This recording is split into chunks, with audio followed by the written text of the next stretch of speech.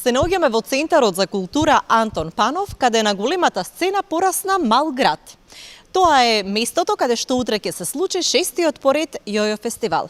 Со мене вечерва е госпоѓа Мири Јанчева, дел од организациониот одбор на Јојо фестивалот. Госпоѓа Јанчева, дали сте подготвени за утрешниот фестивал и зошто ваков амбиент имаме на оваа сцена? Подготовките се во тек за фестивалот, гледате сцената пополека ја привршуваме. Имаме уште малце работа, имаме уште еден ден, така да сигурна сум дека ќе стасаме до почетокот на фестивалот.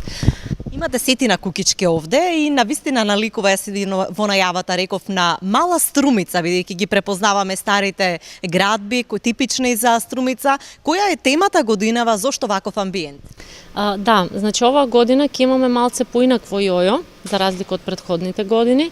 Ќе ги повикаме сите деца да дојдат во парк, во оваа улица на радоста и на детската смеа Јојо, да ги подсетиме на детските игри кои се малце подзаборавени, да ги отргнеме од телефоните и мобилните, од компјутерите, да играме, да се дружиме, да се смееме и што е најбитно од се, да се забавуваме со нашите Јојо звездички. Колку мина Јојо звездички ќе настапат утре, колку нови песнички ќе може да слушне струмичката публика?